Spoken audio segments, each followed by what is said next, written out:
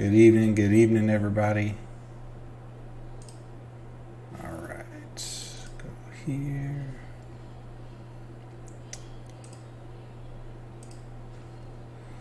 And make sure. Cool, I am live here, so we are good there. Let me pull this guy up.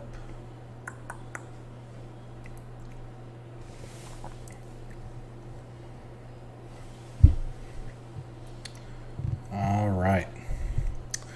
So let's get this thing rolling. So today we're going to start off with ticker symbol AMC. Today AMC finished at, in the intraday, $47.13. Here in a little bit, I'm going to have a good buddy of mine, Jay from FLASHPOINT Capital, is going to join me. We're going to talk about the current market conditions. We're also going to chat about, he's kind of the guy that I go to in terms of questions about calls and puts on the option side of things. In terms of those types of analytics, he's the resource that I use. He's going to be available for any questions as well, for anyone that has questions about how to trade those calls and puts, and also if you're looking to do and it's not really recommended, but any kind of shorting if you're looking to short a position at all. All right, so AMC. So my video, let's see, the last video I posted regarding AMC, I had mentioned that we are basically in the formation of this cup and handle. Let me see here. So you can obviously follow it. Let me go ahead and zoom out a little bit more. Let me go to the daily and then zoom in. So this is the line that I kind of made on the last video right here. Now this line is basically where AMC has been following over the last, pretty much since July, or end of June, excuse me. It was when we had that decline, and then we hit a point of consolidation and a reversal, and then we're on the upswing of the cup itself. So I kind of foresaw and even had speculated in my last video that it wouldn't surprise me if we did continue this uptrend. Now this gold line here, this is that $48 mark or so, and that is going to be a key significant level that they do not want us to break over. Even to the point where we hit it once in the after hours today, or actually, excuse me, let me go back real quick. Yeah, so we hit it once, we hit $47.99, so we were literally off by 1 penny on the intraday. So that's something to keep in mind. Ideally, if we can break that and have a consistent follow through with volume, as well as a clean break over that level, and we can establish it as a new level of support, then we should see 50, 52, 55, and get back to that mid 50, mid upper 50 range, even low 60s that we were back after Memorial Day. So overall, it was definitely a productive day on the AMC side. Currently, we have the 15 MA is currently trading over both the 200 EMA as well as the volume weighted average price, which is the VWAP. Now, this is a good indication for anyone that hasn't traded stocks before. So the VWAP is that volume weighted average price. The 200 EMA is the exponential moving average over the last 200 days. So it's basically the average price of where we're looking at for AMC in terms of the last 200 days. And then the 15 MA is more of like that microscopic view over the last basically 2 weeks. So it definitely gives you a good kind of representation of where we're at. Typically, if that 15 MA is trading over both the VWAP and the 200 EMA, then that usually is a massive indicator as far as the momentum being on the side of the bulls and not the bears. And if it's on the downside of those two, then obviously it would be more on the bear side versus the bulls. So let me see.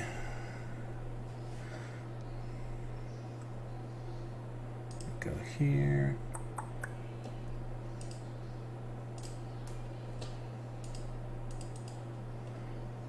All right, so good there. All right, so let me get back into the chart real quick. And then let me go to kind of where I see AMC could go. So obviously, in an ideal world, I would want this thing to continue running up. Now, is that going to be always the case? No. I would anticipate there's going to be some sort of rejection again, and AMC tends to follow a 4-time test and then a breakthrough finally. So we tested it once here in the after hours today. We tested it prior back in, looks like August 25th, and then again August 24th. So we've hit it 3 different times. So if we do test that range again, ideally, and this is just based on previous trends, ideally AMC should break that level of resistance at that point. But it's not always a guarantee. Should we reject that level, I would anticipate, let me jump back to the 5. AMC loves to follow the Fibonacci retracement. So the Fibonacci retracement is a good tool to use if you're ever looking to enter a position and you've been watching a stock for a prolonged period of time, and you're trying to find a point of entry, essentially. So in terms of AMC specifically, let me go ahead and delete this one. So in terms of AMC specifically, it likes to fall within this 50 to 61.8% retracement zone, and it usually will bounce after that. So if we do get a rejection and it's followed by a sell-off, I would anticipate that rejection to hit this retracement zone, which is going to be anywhere from 40, and this is approximate, $46.16 to around $45.72 or 75 cents or so. So that's just kind of what I'm anticipating on the downside. I mean, we have significant levels of support pretty much at every single price point to this juncture now, especially because over the last, pretty much over the last, probably the last, this is August 5th, almost the last month and a half, we've just been slowly stair-stepping our way back up. And again, just following that cup and handle line that I was mentioning before. So I would anticipate us to continue to follow and just bounce off of this ascending level of support here. But again, a clean break over that $48 mark should bring us 50, and then so on and so forth. So I would honestly, with the way that the momentum has been swinging, I feel like we're teetering on that overbought level, if I'm just being completely honest. So it wouldn't surprise me in the least bit if we did have some sort of a sell-off tomorrow. Not to mention the fact that these hedge funds like to shake out the weak-handed traders to make them panic sell and either get caught holding the bag or we'll let it run up and then we'll cause a massive sell-off to get people to panic. So that's also something to keep in mind. I'm going to check Ortex real quick, and then I'll also check the Stonko tracker. So Ortex for AMC. So the estimated short interest on the day was down 2.28%. So current short interest of the free float is 16, so just under 17%, 16.9%. The return shares, we had 2.68 million versus a borrowed share amount of 221,000. So we had a net borrowed change of roughly under 2.5 million that were returned. Now here's what's interesting. So yes, we had some shares that were returned. However, the shares on loan went up, and it's still currently over 107 million. So that just shows that the amount of shares that are currently on loan, even if there were 2.68 million that were returned, that doesn't necessarily play into the fact that these hedge funds are continuing to increase their position and double down even more so. And every time they do that, all that does is just raise the ceiling for AMC specifically. So I would say if you've never traded AMC before and you're looking for a point of entry for tomorrow, like I said, if you're looking for a sell-off point, I would look around $45, give or take, because it could even hit like 45.50, even 45 even, which would bring us down like right in here.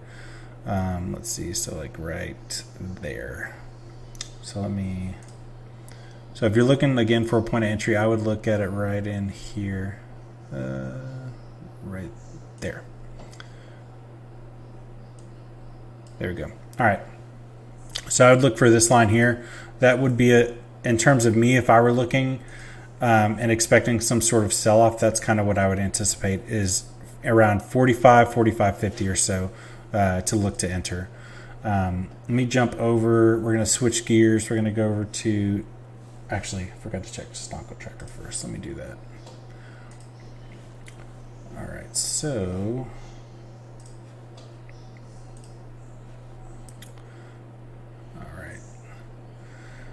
appreciate it for everyone that's watching currently. Again, if you have any questions or you want me to do some technical analysis on any other companies, let me know. I'd be more than happy to jump into those and kind of share my thoughts and my opinions on that specifically.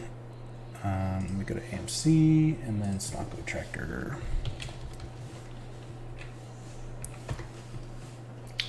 So for those of y'all that have never used or never heard of Stock Tracker, so Stock Tracker is a good way to check kind of what the borrowed share availability is like. So currently, towards the end of the day today, there was roughly 100,000 shares that were still available to borrow.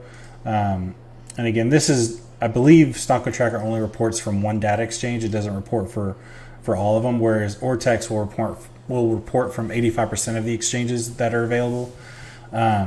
So this is reflecting a 1.4%, interest rate. Now this rate is a yearly interest rate. It's not something that they pay, per day or per hour or anything like that. This is a year-over-year interest, and this is based on this quantity of shares. Now, something to keep in mind, jumping back to Ortex, so the short utilization also went up. So we're just under 94% short utilization. Now the short utilization, the important factor about that is the closer we get to the closer we get to 100, the harder the stock is to borrow. So that's what we want. We want it to get as close to 100 as we can, because that's going to do is that's going to jack up the cost to borrow rate, and it's also going to make it super, super, super difficult for these shares to be borrowed and shorted into the market. So it's always good. I mean, we've been hovering above. Let me get rid of all these real quick because I'm curious to see.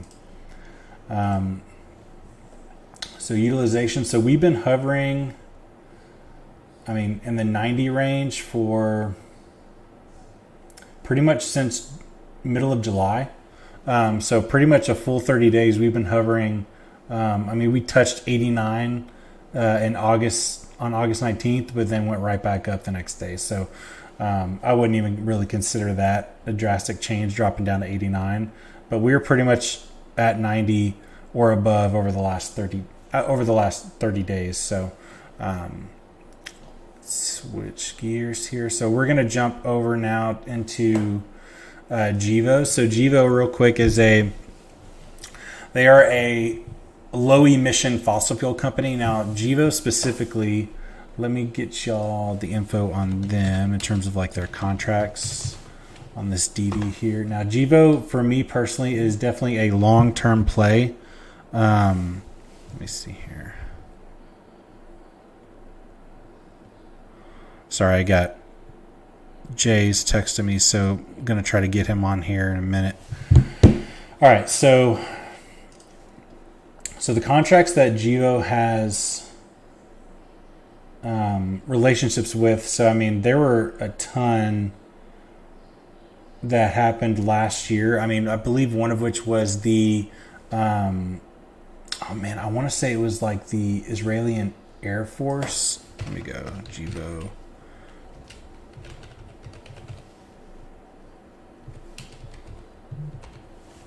Let me see.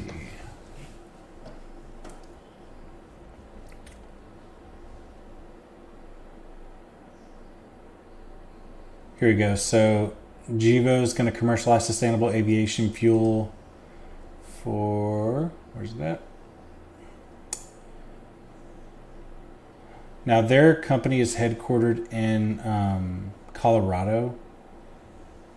No, that's not it. Yeah, these are all. Here we go. All right, so they're working with. Whoa, What happened? So Delta Airlines, Alaska Airlines, United. Looks like they're also working with Buc-ee's, Airbnb, FedEx, City of Seattle, the U.S. Army, Virgin Airlines Australia. So those are just some of the current customers that they have, and they're providing these renewable, clean jet fuel assets to. So the fact that they're already working with 3 different airlines and the U.S. Army is profound. Oh, excuse me, and the U.S. Air Force. So that stuff right there is profound because they're going to be inking government contracts, which is why I was specifically saying that this, for me personally, is a long-term hold, because as they continue to grow and expand their brand and their company specifically, it's just going to raise the overall value of the company overall. So let's see. Let me check. Now, Gevo specifically, let me go ahead and clear this off so I can give you guys kind of a fresh batch of technicals. So Gevo, I remember specifically saying that I would anticipate us to kind of bounce in like this consolidation zone around $6, $6.15 or so, and we actually eclipsed that. And 620 was kind of that key level of resistance, and we finished the day over that at $6.23. So currently, I would say $6.20 is pretty much acting as support at this point in time. Our next level is going to be right around $6.33, give or take, probably a little bit less than that. Yeah, $6.30, and then from there, go to the daily. Now the daily is going to be a little bit more complicated to read because we're going to be looking at kind of a super zoomed out view. Let's see, we got this one. Yeah, so I'd say like 681, 680 would be our next level. So if we can eclipse and get a clean break over this 637 mark or so, 635, I would expect 681 to be coming shortly thereafter. I don't really see any other major touch points within that range. Yeah, because it would pretty much be everything above and beyond that right there. So, all right, it looks like Jay is ready. Let me see if I can get him on here. All right, so bear with me 1 second while I get him on Discord. Oh, Dalton's in. What's up, Dalton?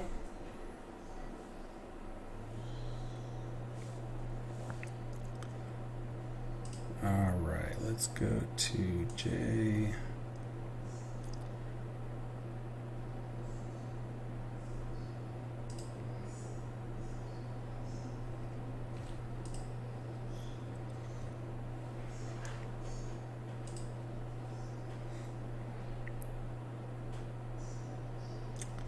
All right. So we're going to try to get Jay on right here.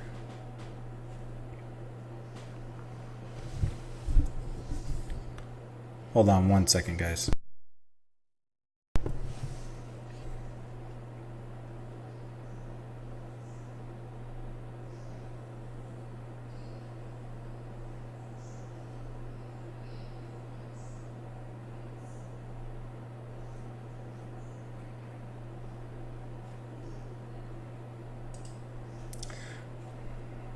I don't know why it's not working.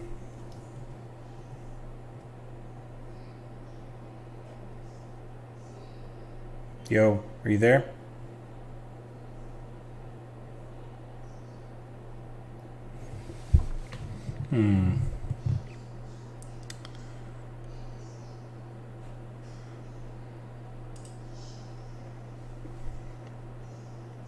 Trying to get him on here.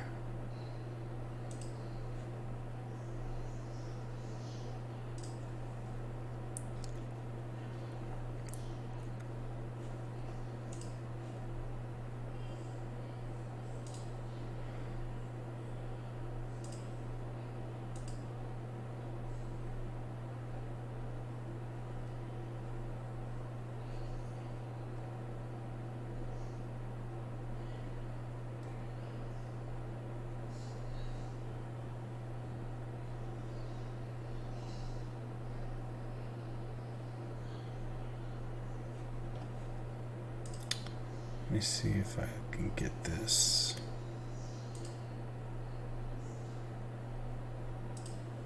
Scenes.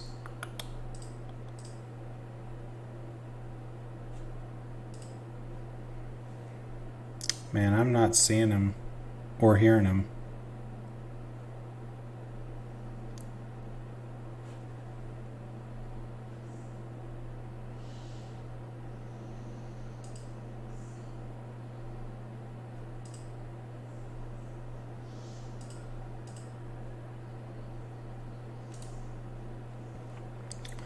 Here, let me see.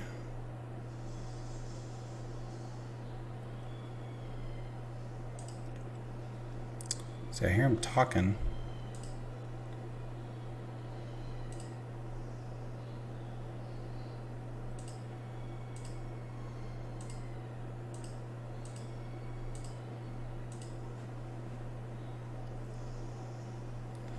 Man, I cannot hear you.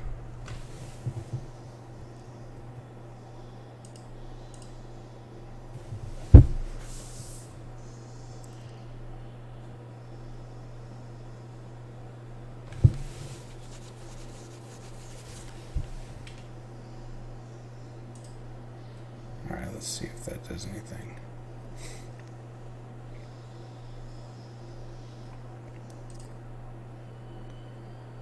We go to voice, output.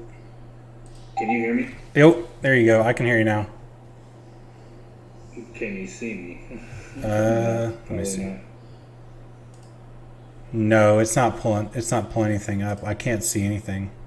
Just a black screen. Oh, no worries, man. No worries, buddy. It's all good. All right. So you got to help me get you on. Yeah, let's see what happens. Let me see if. Because I have to do it as like a scene, right? Yeah, let me see. Probably want to do.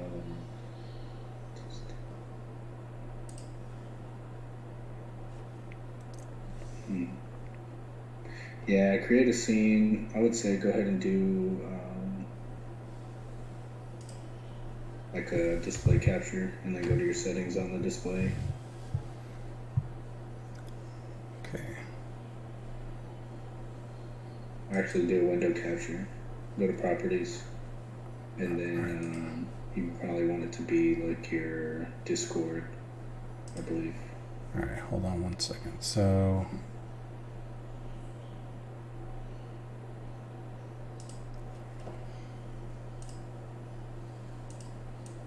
Whoa.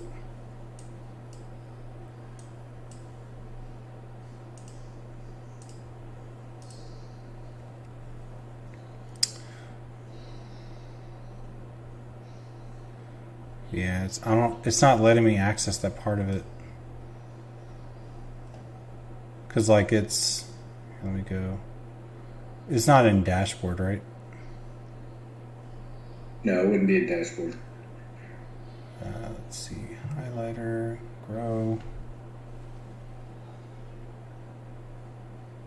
themes, alert box. Yeah, it doesn't show me anything other than like I can go to the YouTube live dashboard. It doesn't. Is it because I'm live right now? Is that, you think that's why, or no?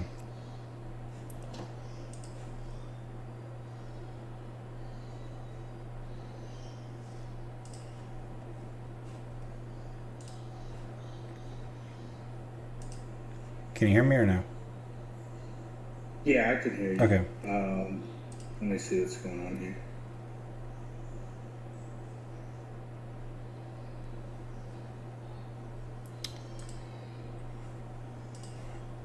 Dalton, I'm trying to get Jay on the screen here. That way we can run through today's market recap, and then kind of what we see coming for the next week and what we foresee for like the current market conditions and stuff. I'm just trying to get him on here so you guys can see him.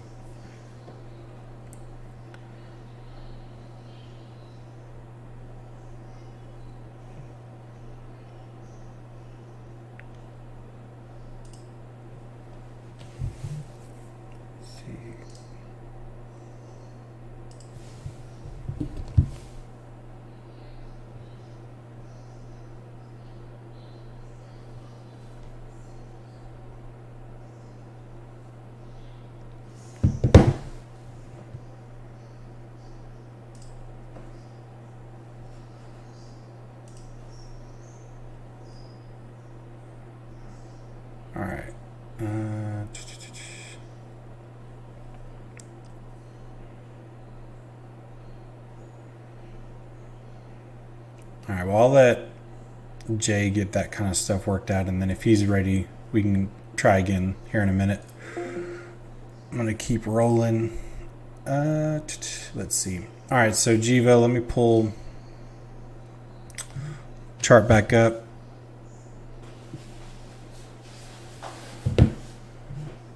So Gevo, let me check the Stonko tracker on this one.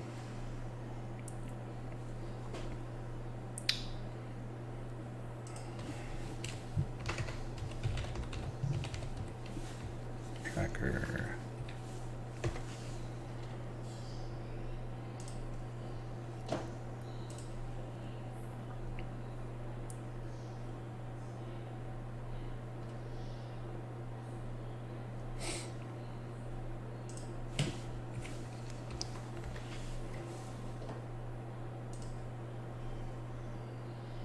Go stocks.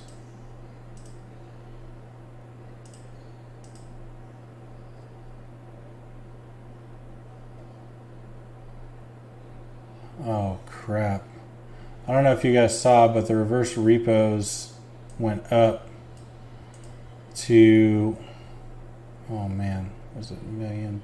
So it's 1.18 now trillion, up from yesterday 1.14 trillion. Over the last, man, basically since beginning of August, we've gone up, geez, 80 billion, give or take, 90 billion. So for those of y'all that don't know, so the reverse repos, let me just kind of break it down for you in layman's terms. Repo. All right, so the reverse repos, it's basically a transaction to which the desk sells security to an eligible counterparty with an agreement to repurchase that same security at a specified price at a very specific time.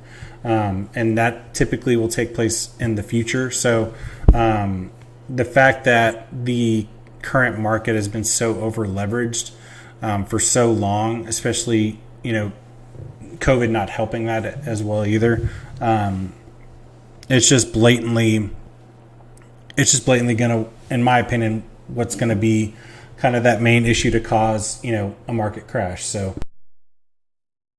I would also say let me go back because there's another article I wanted to pull up. Let's see.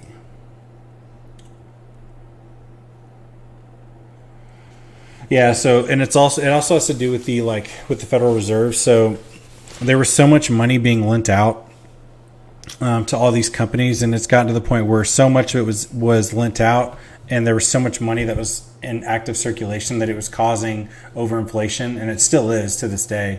But it's gotten to the point now where these major financial institutions are starting to request that money back. So now all these conglomerates are going to have to find ways to get them the money.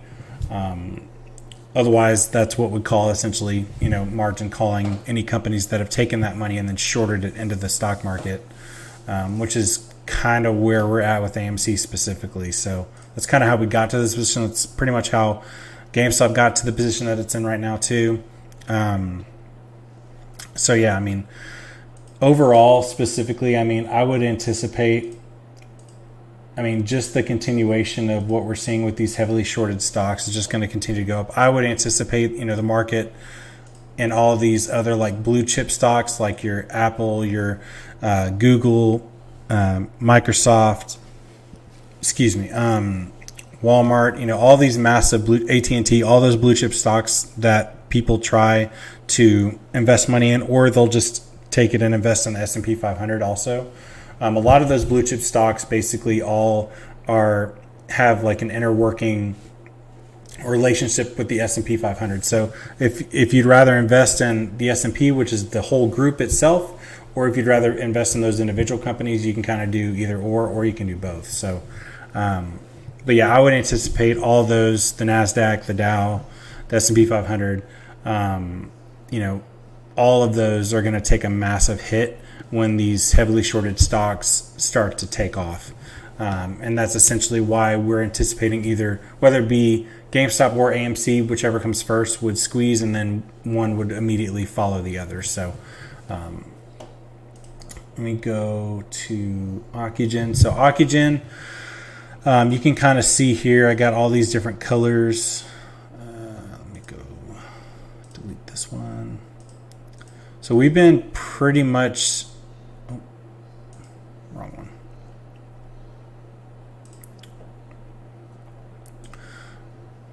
All right, so we've been pretty much bouncing in this consolidation zone since I'd say end of June, or excuse me, middle of June to where we are now.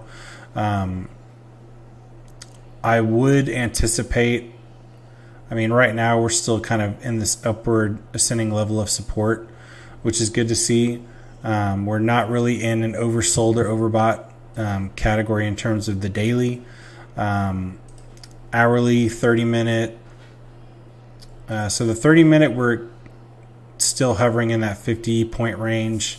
I remember anything that's towards that 70-point range is considered overbought. Anything that's considered towards that 30-point range is oversold. And obviously you want to kind of maintain some middle ground there. Now, with the RSI is the relative strength index, and that's usually what traders use to kind of anticipate when they're going to enter a position, because that RSI indicator is a good way to differentiate what kind of momentum the stock would have. So what I mean by that is you can have what's called bearish or bullish divergence. So I can start kind of explaining what bearish divergence is. So bearish divergence is when the stock is either trading or consolidating sideways and the RSI is starting to decrease or go down. And it's kind of what Gevo is doing, or excuse me, OCGN is doing right now. So you notice how the chart's pretty much trading sideways. But if you look at the RSI on the 30-minute chart, it's starting to gradually decrease. So it wouldn't surprise me if tomorrow OCGN had some sort of a dip and would bounce off of this support around that $7.40 range and just maintain this consolidation. Now, the other thing too is we are in a cup and handle formation as well. And it looks like the 15 MA is currently just trading under the VWAP. So you know, I could be totally and completely wrong. I mean, on the 5-minute, it's kind of the opposite, where we have a little bit of bearish divergence, or excuse me, bullish divergence. So we have some trading sideways candles, and then we have the RSI that's starting to trend up. So I mean, we could kind of see both scenarios just based on what I'm seeing here. But on the zoomed out, on the overall grand scheme of things, I typically look at the 30, the hour, and the daily charts. That usually kind of gives me a vast perspective on what's to come.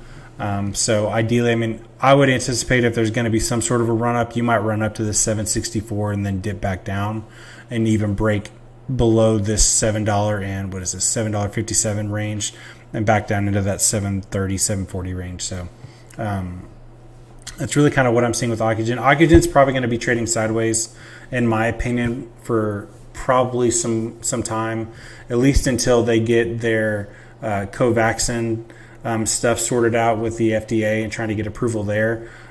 Because with them specifically, it wouldn't surprise me if they started developing a booster as well. And they're also, I believe they're in phase 3 trial of their nasal spray. Let me see real quick. Nasal.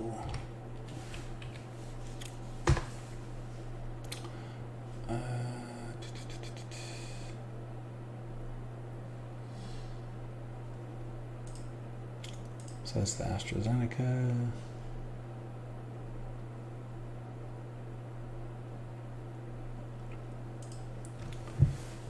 Here we go. So this is the intranasal.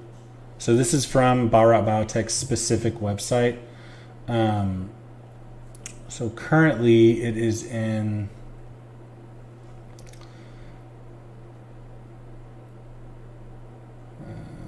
so this looks like they are finishing up phase 2 and then going on to phase 3. They're also, from what I was told, they're also going to be doing Covaxin trials on the ages of 2 to 12, I believe. So they're going to be testing on adolescents, which is something that's going to be beneficial, especially for the younger population that's out there that currently isn't vaccinated. To my knowledge, I'm not really sure in terms of what Moderna and Pfizer are doing in terms of their studies. But I mean, for me personally, if I were going to get another vaccine, I would go with Covaxin. Especially if I was going to get my kids vaccinated, I would go with Covaxin as soon as it's released, and as soon as it is FDA approved, obviously. And then OCGN is going to be the American company that's going to be manufacturing the vaccine specifically for Bharat Biotech, who is based in India. And then OCGN. Now, I believe OCGN had a pretty heavy short interest as well. So utilization for them. So this is also a hard to borrow stock. They had pretty much a net neutral day today. Short interest trades was down let's just call it 2%. They had 10.5 million shares returned, roughly 9.3 million shares borrowed for a net return of 1.22 million on the day. But the current short interest free float is currently just under 28%, which is substantial. You have your utilization is teetering towards that 95% range. Days to cover went down a little bit. Shares on loan also went down. So that tells me that some of the shares that were initially borrowed that weren't necessarily shorted into the market were simply just returned. And that's the other thing too, is these hedge funds can borrow these shares from anyone who's willing to lend them out. And they don't necessarily have to immediately short those into the market. As long as they're willing to pay that cost of borrow rate, they can hold on to them and just continue to pay that rate until they're ready to either return them or short them into the market. Now, the issue with AMC and GameStop is in terms of the overall free float of the company itself. So AMC is primarily owned by the individual shareholders, and I believe the last number I saw is we were hovering around 80% of the free float that was owned by retail traders.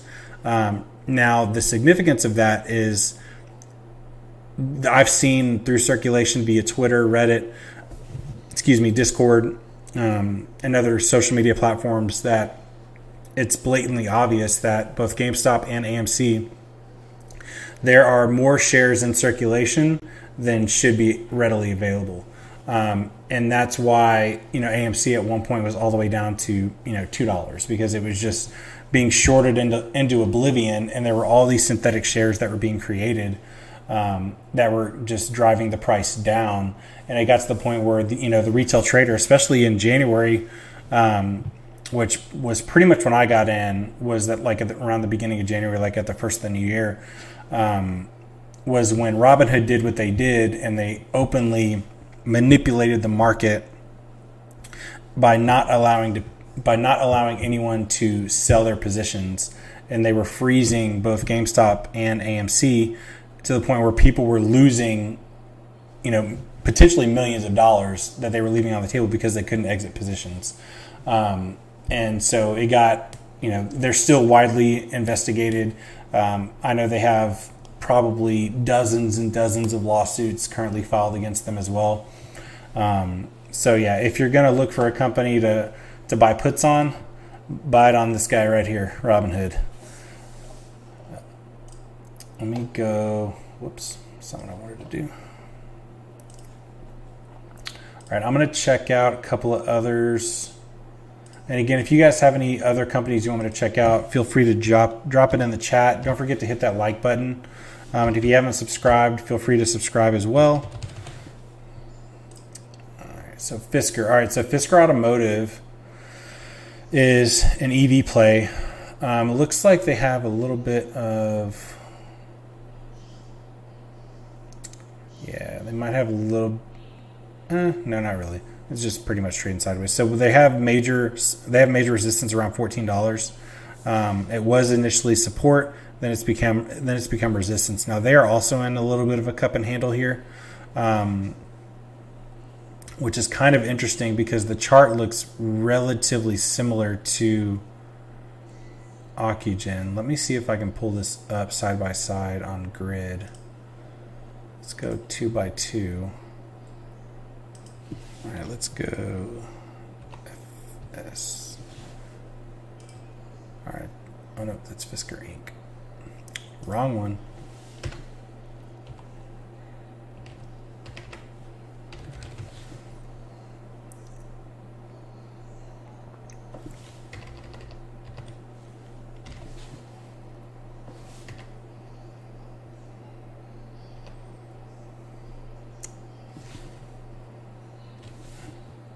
Oh yeah, it is FSR. All right, cool.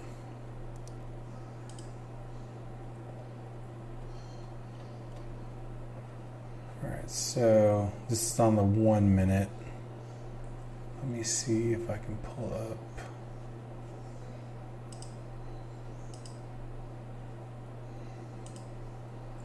Here we go. All right, so 30.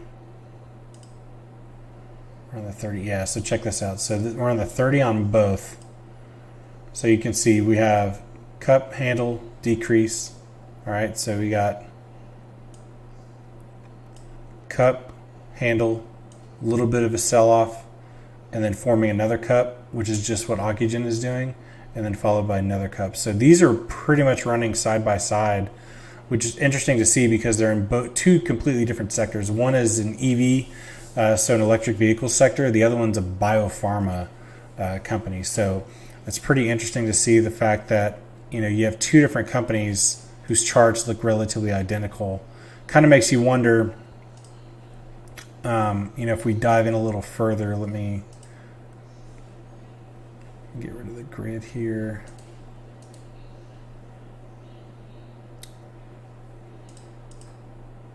Go back to the single. There we go. All right, so let me pull up Fisker by itself. So Fisker, let me go to short interest, FSR.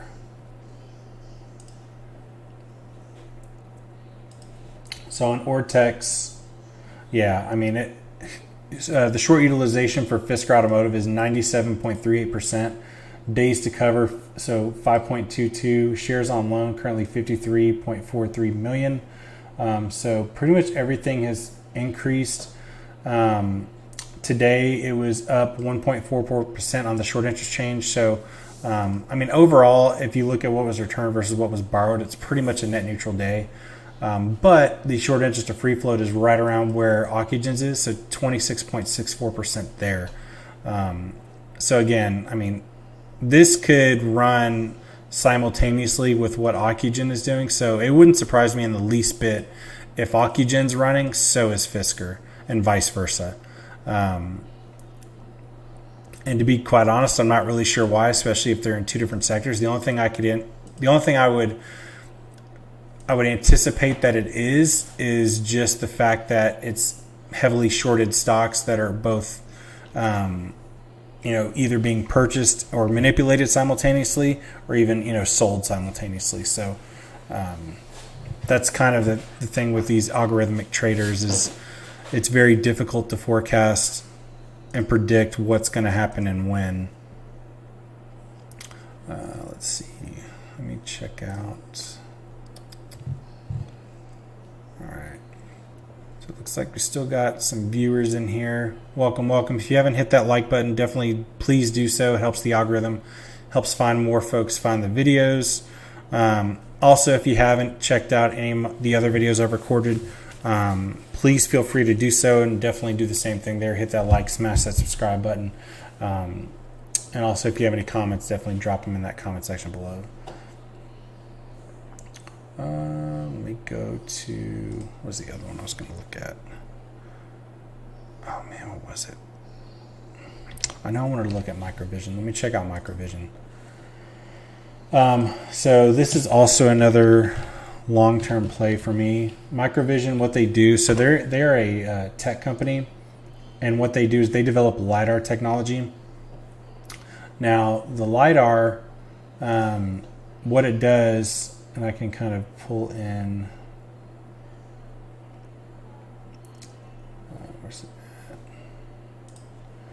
So it's basically, it helps develop like software for, I think it's eventually going to be for like self-driving cars. It's going to be able to work hand in hand with, being able to anticipate and predict, the current traffic flow, speed limits, the distance between vehicles, when you should brake, when you should turn, all that stuff. It's going to be all pre-programmed into this LiDAR technology.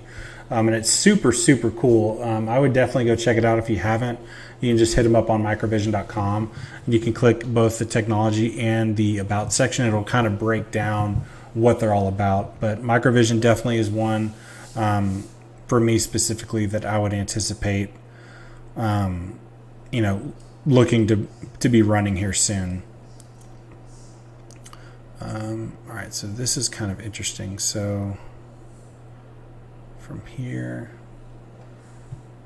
let me go to the hour. All right, so yeah, so I haven't looked at this one since the beginning of the month when we were in this downtrend. We finally broke it, established a new level of support, which is right here.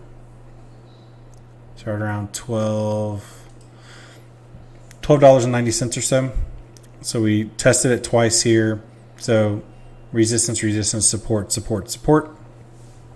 So usually what you look for is 3 or more touch points to establish anything as either level of resistance or support.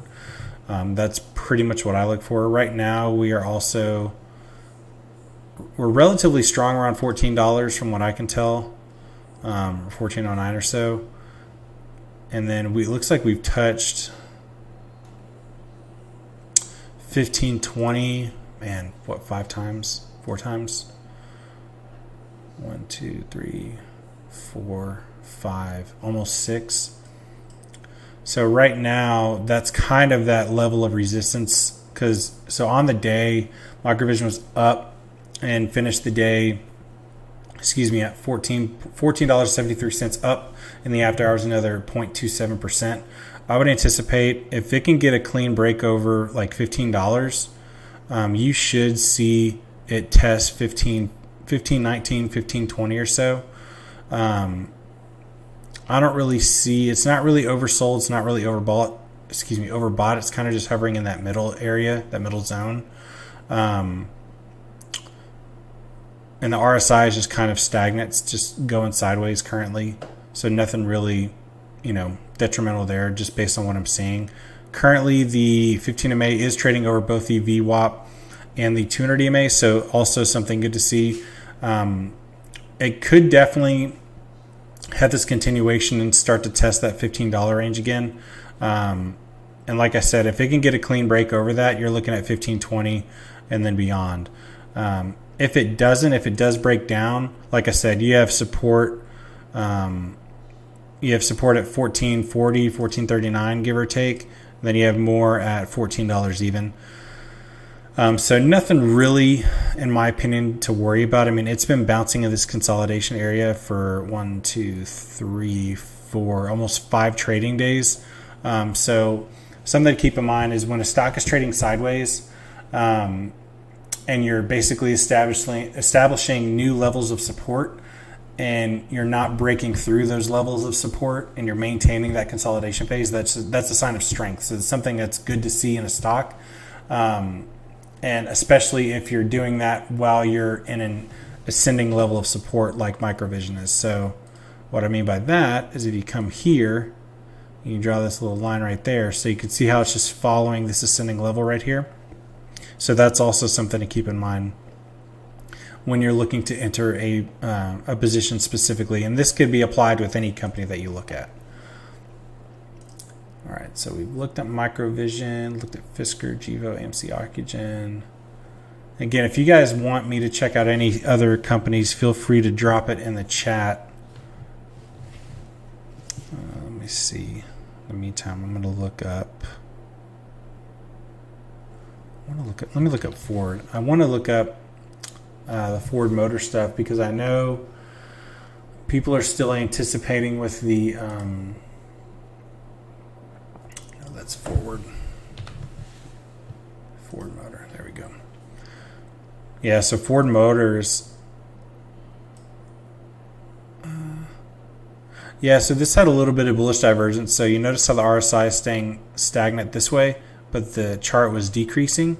So a lot of times this could mean a change in momentum, meaning that buyers are going to step back in. And you could tell, I mean, when it was going sideways, notice how the buyers started stepping back in when it found a good price that it wanted to start purchasing at again. So that's what you look for versus bullish and bearish divergence. Excuse me. Excuse me. And it's also a good, like I said, it's a good momentum play, especially if you're looking to, enter the trade for the day, or if you're looking to enter in for a week, a month, if you're looking to hold it long term. It's also a good indication, like if you're holding it long, of when to buy and keep your average dollar cost low, because you can read that RSI and say, okay, I have a pretty solid buying opportunity coming up because the RSI is going to be dipping down to that 30-point range again, or even lower, which is a good time to buy, and then you can just ride the wave back up. So it does have a little bit of a cup and handle here, so you have a cup followed by the handle. We could be also forming another cup and handle on the opposite end here. So it's established this line of support, boom, right at $13. Oops, wrong line. Delete that. So yeah, we've established this line right here at $13 for support. So I mean, we could see this thing go up this way over the next couple of days. Let's see. And then obviously would form a handle, right around here, and then consolidate potentially. So that's one thing to keep in mind. And you can see it here. So cup followed by handle. But again, it would still be honoring that ascending level support, Ford would, just like Microvision was. Let me see. Yeah, so like Ford and Microvision, because they both have to do with the automotive industry. These are going to run hand in hand simultaneously together. All right, so we've been going for pretty much an hour. I'm gonna wrap it up here. It's 9:30 Central Standard Time. I am gonna be dropping some more videos tomorrow. If you haven't already followed me on Twitter, it's at Dip and Rip Trading. And I have, obviously that bull logo. That's going to be me. I don't really have any other, fake accounts that are in circulation right now. Not yet, anyway. And then on the Twitch account, it's Dip and Rip _trading is where you can follow me there too. So other than that, here's a reminder, not financial advice. This is strictly for entertainment purposes only. I appreciate you guys joining me this evening, and I will see